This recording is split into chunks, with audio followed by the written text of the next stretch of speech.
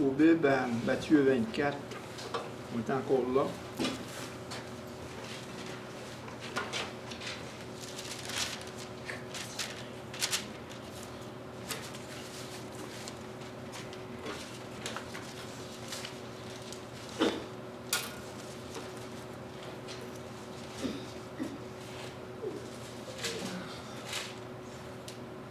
Versets 4, 5 et 11 et 13. Il dit, Jésus lui répondit, prenez garde que personne vous séduise. C'est le moins important, séduire. Car plusieurs viendront sous mon nom, dire, c'est moi qui suis le Christ. Et séduiront beaucoup de gens. Encore là, séduiront. Le mot là, important aujourd'hui. Et plusieurs faux prophètes s'élèvent. Ils séduiront beaucoup de gens. Et parce que l'iniquité, au verset 12, sera accrue, la charité de plus grand nombre se refroidira. Ça vient dire ce que Jésus a dit à l'église d'Éphèse. Vous avez oublié votre premier amour. Vous avez, autrement dit, vous n'avez plus le même zèle que vous aviez pour moi. C'est ça que ça veut dire. Et au verset 13, mais celui qui persévérera jusqu'à la fin sera sauvé. Et au verset 17, cette bonne nouvelle du royaume sera prêchée dans le royaume entier pour servir de témoignage à toutes les nations. Alors viendra la fin. Et retenez au verset 25. Accolez ça au verset 11. Voici, je vous l'ai annoncé d'avance. Jésus nous a annoncé que des faux prophètes étaient pour venir.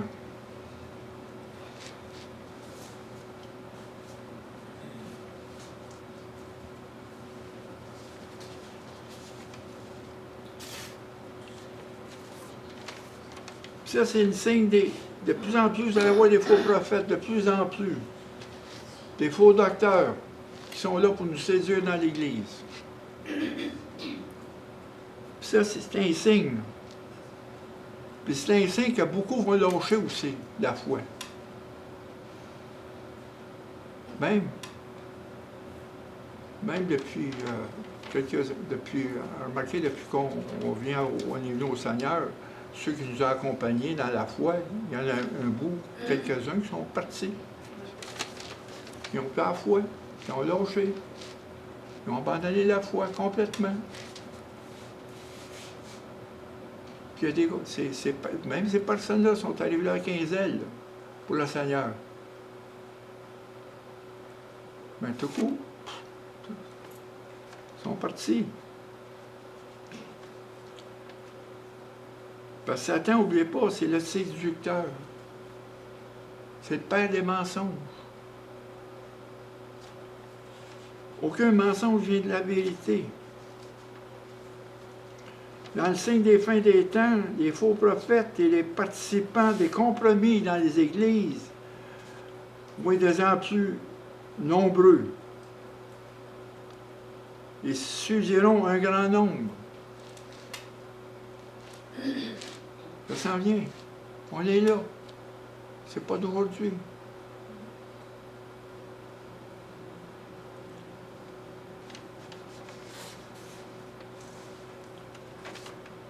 Dans Matthieu, chapitre 7,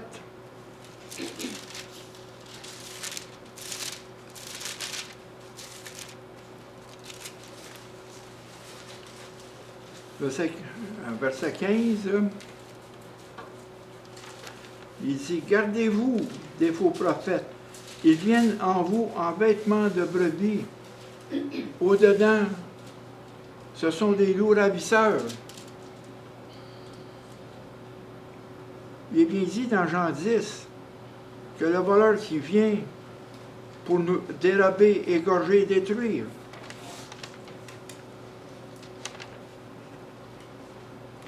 Vous les reconnaîtrez à leurs fruits. Cueille-t-on des raisins sur des épines ou des figues sur des charbons? Tout arbre porte de bons fruits, mais les mauvais arbres portent de mauvais fruits. Un bon arbre ne peut porter de mauvais fruits. Si un mauvais arbre, ni un mauvais arbre porter de bons fruits, tout arbre ne porte pas des fruits, est coupé et jeté au feu. C'est donc à leurs fruits que vous les reconnaîtrez. Parce que plusieurs antichrists sont dans les églises.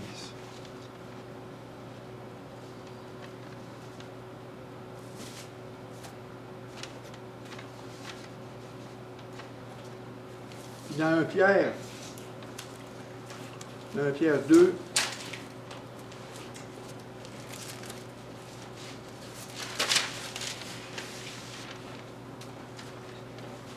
Pierre 2, versets 1 et 2. Il y a parmi le peuple de faux prophètes. Il y aura de même parmi vous de faux docteurs qui introduisent des sectes pernicieuses, qui reniant le maître qui les a rachetés. Attirons sur eux une ruine soudaine. Plusieurs les suivront. Ça, c'est en Pierre, dans 2 Pierre, chapitre 2, verset 1. Plusieurs les suivront dans leur dissolution, et la voix de la vérité sera calomniée à cause d'eux.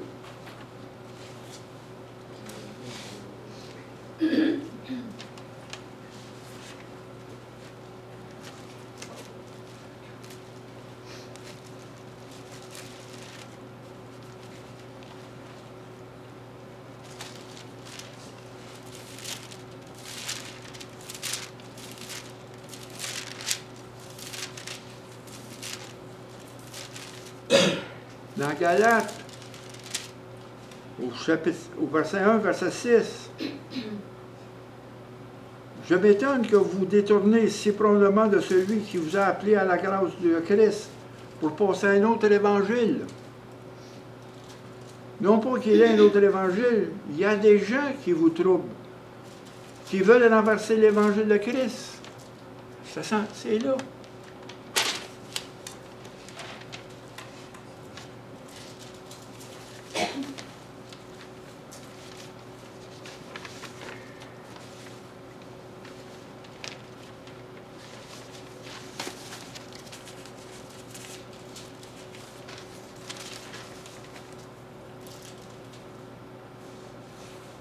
Dans 1 Timothée, au chapitre 4, verset 1, il dit, mais l'Esprit dit expressément dans les derniers jours, quelques-uns abandonneront la foi pour être attachés à des esprits séducteurs et à des doctrines de démons.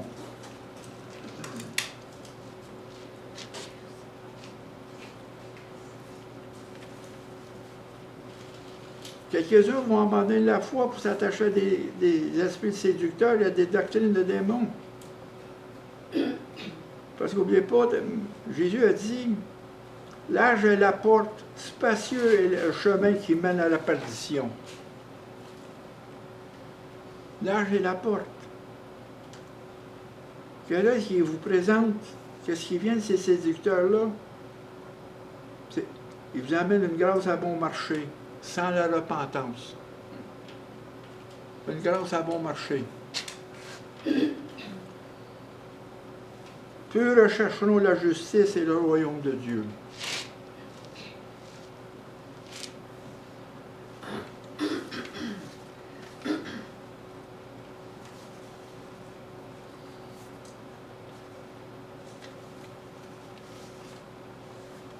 Mais dans 1 Jean, au chapitre 2, versets 20 à 23, c'est ça qui est important là.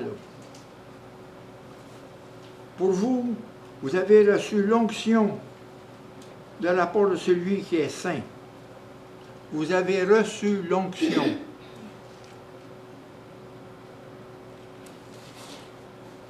Vous avez reçu la connaissance.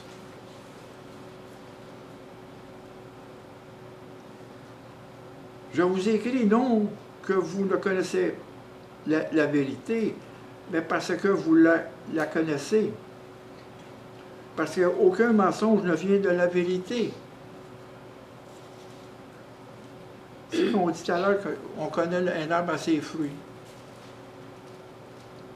Qui est menteur sinon celui qui nie que Jésus est Christ? Et celui-là est l'Antéchrist, qui nie le Père et le Fils. Ça fait bien des choses. Mais tout à l'heure, si vous avez des questions à me demander, je suis prêt à... S'il y a des choses que vous avez perdues, je serai disponible avec vous après le service. Merci. C'est important de tenir l'onction. L'onction. L'onction qu'on a reçue. Les croyants reçoivent une onction de l'apport de Christ, c'est-à-dire le Saint-Esprit. C'est notre onction, c'est le Saint-Esprit qui est en nous. Par le Saint-Esprit, nous connaissons la vérité.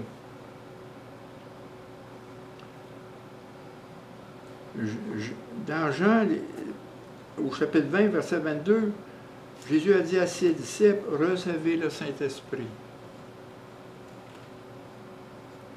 Et dans Luc, au chapitre 24, versets 45 à 49, il leur ouvrit l'esprit afin qu'ils connaissent les Écritures. Il leur ouvert l'esprit pour qu'ils connaissent les Écritures. Puis il dit, mon Père va vous envoyer qu'est-ce qu'il a promis. Il y aura une puissance qui va venir d'en haut. Vous allez être revêtus d'une puissance d'en haut.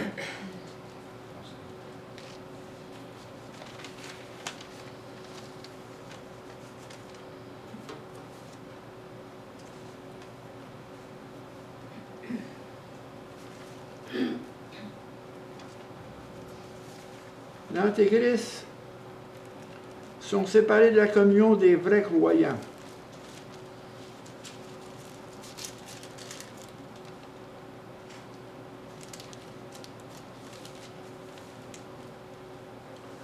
Parce que dans 1 Jean, la parole dit, au chapitre 2, verset 19, « Ils sont sortis du milieu de vous. » Ils n'étaient pas des nôtres.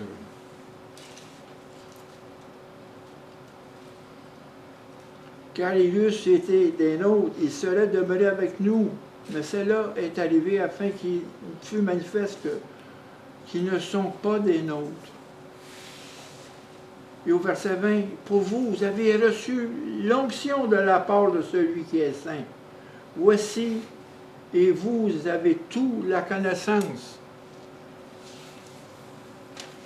Oui, c'est que l'Antéchrist, ils sont séparés. Il y en a qui sont passés ici, qui sont passés même ici, dans notre petite église. Ils ne sont jamais revenus. Ils ne sont jamais revenus. Parce qu'il y a deux choses. Soit ils ne sont pas des vrais croyants, ou deuxièmement, ils étaient sauvés par Christ pour un temps, puis ils ont abandonné la foi.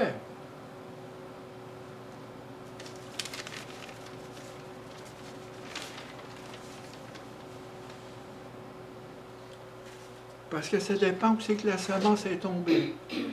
Dans quelle terre elle est tombée. Aujourd'hui, la parole de Dieu vous parle. Là.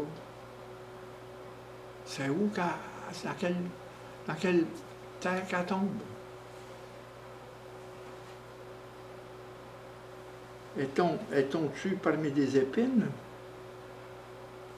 Où il y a des conflits et des richesses, des convoitises, des anxiétés? Ou parmi des terrains rocailleux, ou qui ont un manque d'espérance, qui acceptent la parole avec joie, mais tout d'un coup, ils tombent dans la tribulation, ils abandonnent la foi. Ça, dans Marc, au chapitre 4. La parabole du semeur. Mais la semence qui tombe dans une bonne terre, qui est préparée, elle va rester là. Elle va persévérer.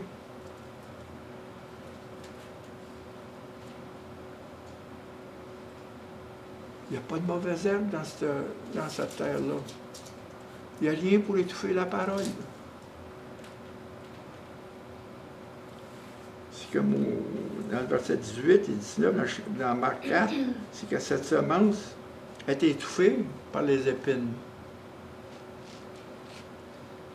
Ça dépend si elle terre.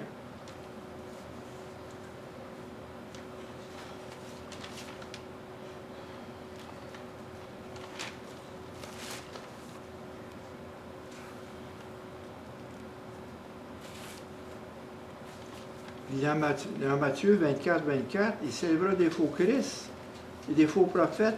Ils feront de grands prodiges et des miracles au point de saisir, s'il était possible, même les élus.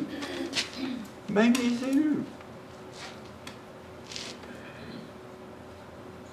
Comme dans 1 Jean 5, il faut connaître par l'Esprit l'erreur et la vérité. C'est simplement par le Saint-Esprit qu'on peut avoir un discernement. Qu'est-ce qui vient de Dieu?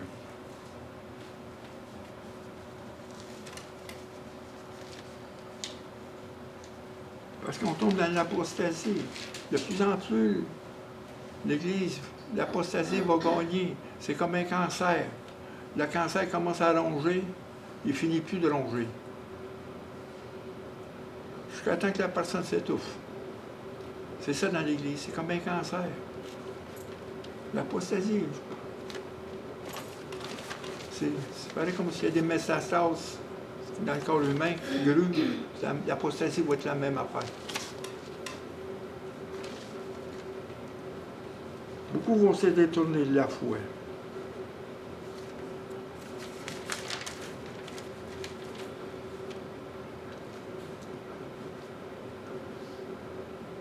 Et beaucoup vont accepter des nouvelles révélations qui seront en conflit avec la parole de Dieu. Des nouvelles révélations. Parce que dans Timothée au chapitre 4,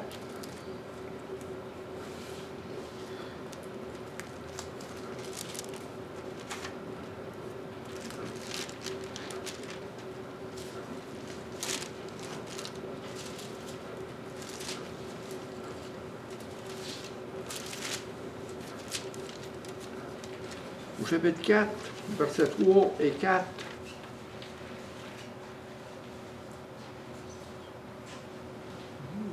Il dit, parce que l'hypocrisie de faux docteurs, portant la marque de flétrissure dans leur propre conscience, prescrivent de ne pas se marier et de s'abstenir de l'aliment que Dieu a créé pour qu'il soit pris avec action de grâce. Par ceux qui sont fidèles et qui ont connu la vérité.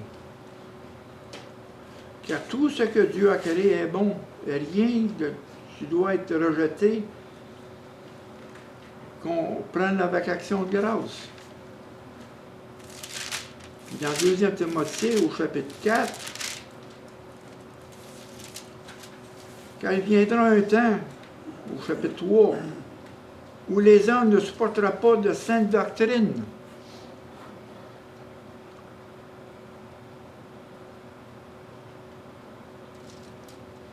Mais ayant les démangeaisons d'entendre de nouvelles choses agréables, il se tournera vers une foule de docteurs selon leur propre désir, et il détournera l'oreille à la vérité. Et il se tombera vers les faibles.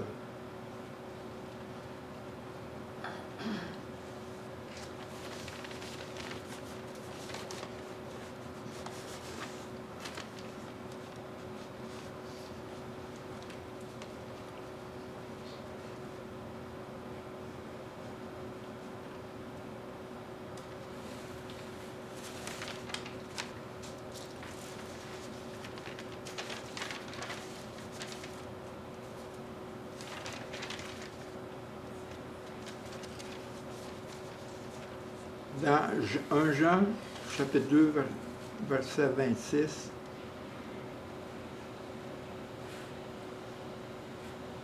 je vous ai écrit ces choses au sujet de ceux qui vous égarent.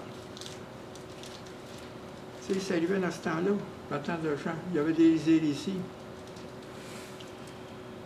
Pour vous, l'onction que vous avez reçue de lui demeure en vous. Et vous n'avez pas besoin qu'on vous enseigne. Retenez ça. Encore là. L'onction que vous avez reçue de celui de lui demeure en vous. Et vous n'avez pas besoin qu'on vous enseigne.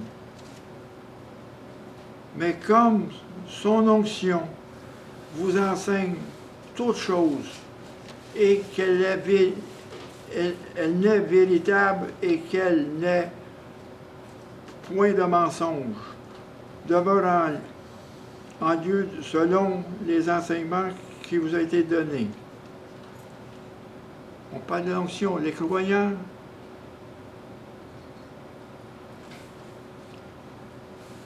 ne demeurent en Christ. Ils ne sont sauvés qu'aussi longtemps qu'ils demeurent dans l'enseignement de Christ et des apôtres. Les croyants, pour qu'ils demeurent en Christ et qu'ils soient sauvés, il faut qu'ils demeurent dans l'enseignement de Christ et des apôtres.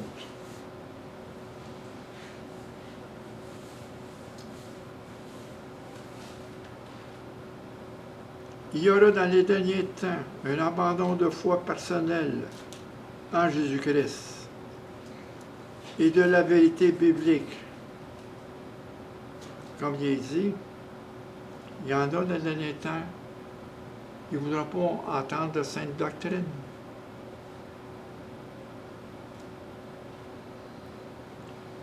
Ces personnes-là vont s'éloigner de Christ. Ils vont s'éloigner de la vérité biblique, car ils n'ont pas reçu l'amour de la vérité pour être sauvés. L'amour de la vérité pour être sauvés. Il apparaîtra dans l'Église.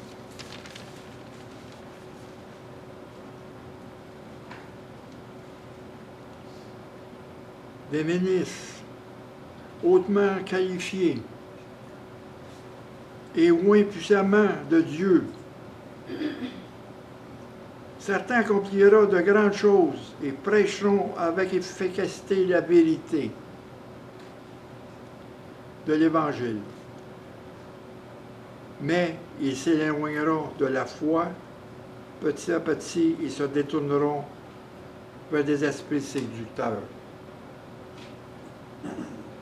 et les fausses doctrines, à cause de leur onction ancienne et de leur faveur pour Dieu, ils entraîneront un nombre de gens dans l'égarement. Dans Matthieu, chapitre 7, versets 22-23,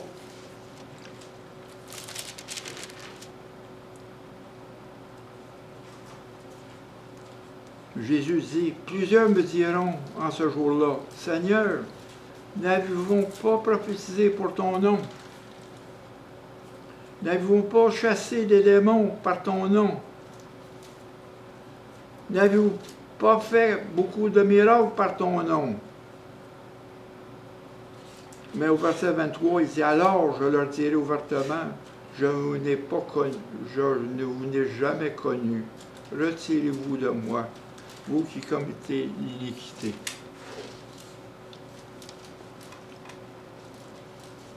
Vous savez, la connaissance va partir à un moment donné. Mais qu'est-ce qui va rester?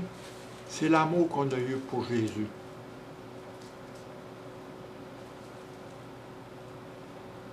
Parce que la parole de Dieu, c'est, premièrement, c'est pas la connaissance. Mais c'est pour être transformé. Comme Jésus, se transporter, être transformé dans son amour. Comme il dit, aimez-vous les uns les autres comme je vous ai aimé. C'est là qu'est le point.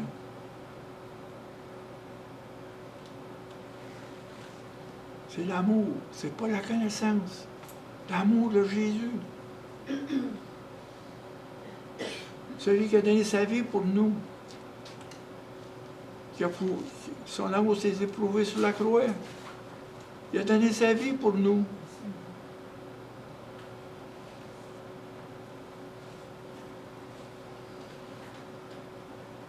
Il est venu pour nous sortir de l'enfer. On était tous dans notre tombe, prisonniers par le péché, condamnés.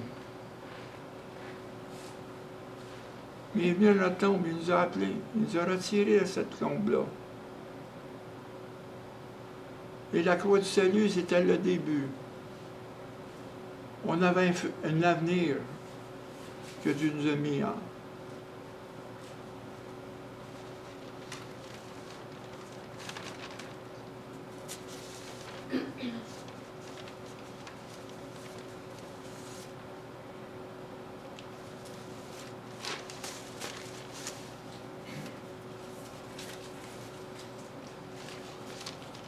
On parle de séduction. Je vous l'ai dit tout à l'heure, ça. Et ils sont là pour venir vous séduire. On parle de séduction. On est fragile là-dessus. Là. La chair est fragile.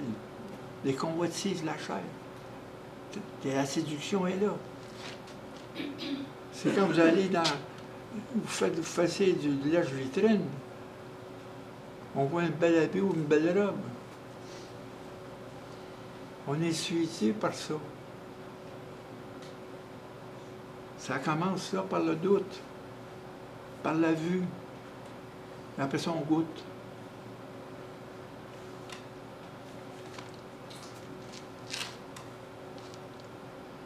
Le mensonge ne vient pas du doute. Le pire, c'est le doute. Ça commence par un doute. Dans Genèse, on va voir ça demain, dans quelques temps. Dans Genèse 3, verset 1, Dieu, le serpent a dit, Dieu a-t-il dit réellement, vous ne mangerez pas de tous les arbres du jardin? Il a mis le doute. C'est ce doute-là. Ils ont vu que la pomme était bonne et agréable. Ils ont vu que c'était beau. C'était alléchant. Puis ils ont pris la pomme, ils ont goûté, ils ont consumé le péché. C'est la même chose avec nous.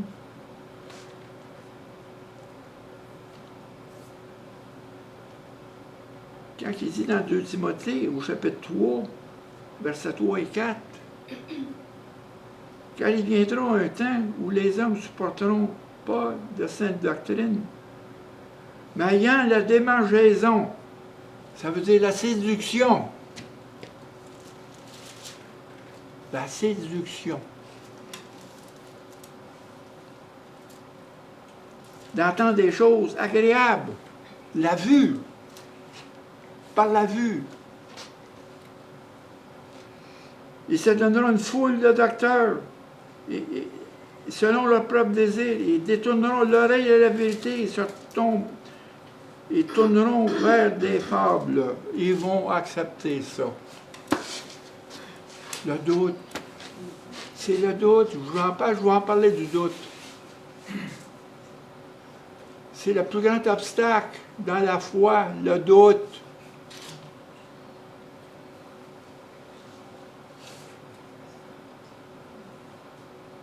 Quand vous avez un doute, allez vers Dieu. Confessez votre doute. Confessez votre doute. Et dirigez-vous dans la parole pour défaire le doute. L'Esprit Saint va vous emmener dans la parole. Vous allez trouver le morceau pour vous défaire de ça. Parce que la parole, c'est une épée. Quand Jésus a été dans le désert, où il a été tenté pendant 40 jours. Et le diable l'a emmené en haut. Il dit, regarde, je vais tout te donner ce royaume-là. Tout le royaume. Mais Jésus a dit, tu ne tenteras pas ton Dieu.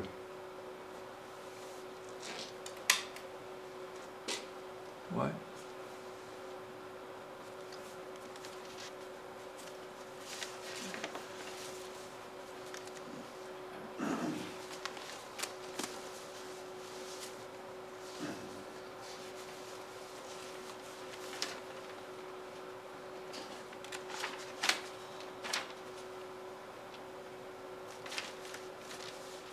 Dans 2 Pierre,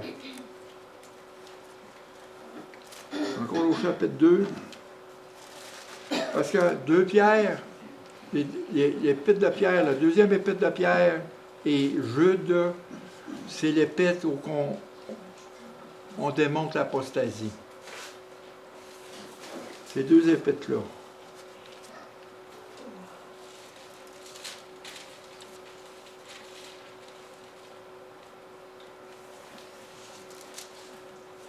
Deux Pierre, chapitre 2, versets 12 et 13.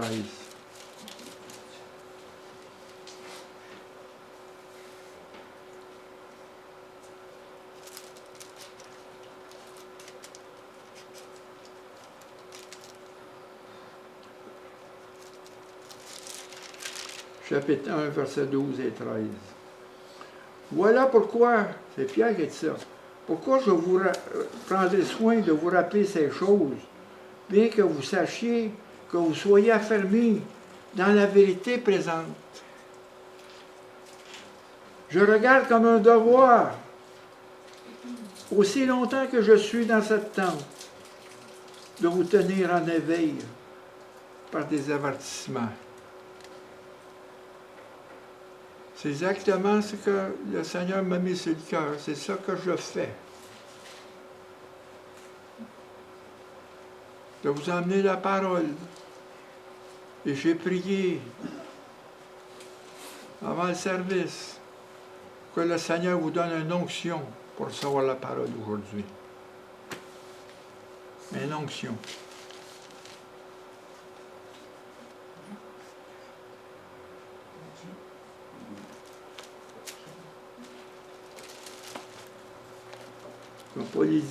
Comme Pierre l'a dit, je regarde un devoir aussi longtemps que je suis dans cette tente, de tenir en éveil par des avertissements.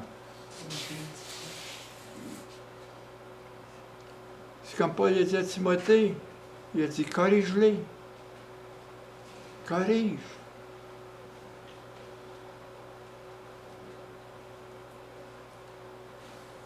Fais l'ouvrage d'un évangéliste. Corrige.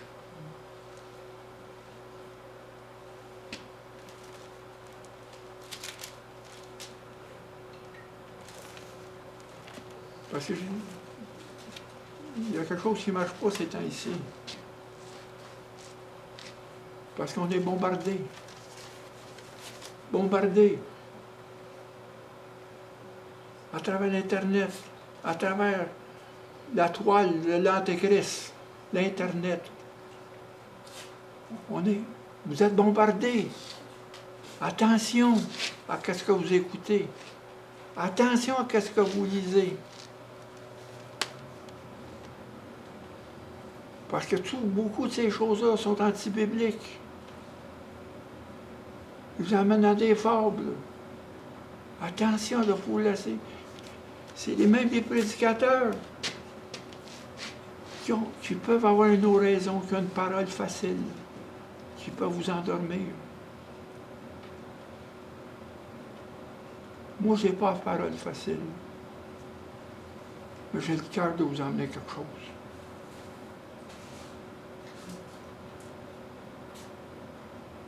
C'est un travail que le Saint-Esprit fait en dedans de moi.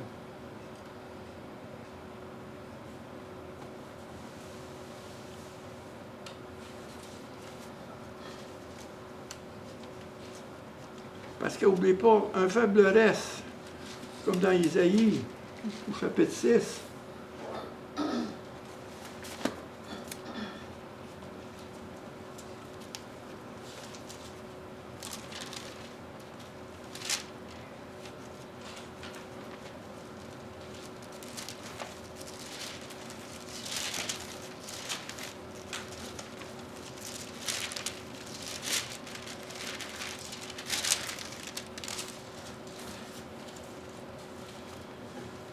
Quand Isaïe a dit, par la voix du Seigneur, il dit au verset 9, dans le chapitre 6 d'Isaïe, « Va, il dit à ce peuple, vous entendrez, mais vous ne comprenez point. Vous verrez et vous ne saisirez point. Rends sensible le cœur de ce peuple, endurcis ses oreilles et bouche les yeux, pour qu'il ne voie point de ses yeux, n'entende point de ses yeux, ne comprenne point de son cœur, ne se convertisse pas, et ne soit point guéri. » Mais au verset 13, il dit, il y aura un reste, encore un dixième des habitants. Ils seront à leur tour anéantis, mais un terrible antenne et le chêne conservent le tronc quand ils sont abattus. Une sainte postérité renaîtra de ce peuple. Là, on parle de Jésus. Et ça, c'est la même chose pour nous, pour l'Église. Parce que l'histoire d'Israël, c'est l'histoire de l'Église. Copie-coller, copie-coller. C'est notre histoire. Un faible peuple d'Israël serait préservé. Dieu jugea aussi une Église apostate. Et seulement un reste qui restera fidèle à lui et à sa parole sera sauvé. La conclusion.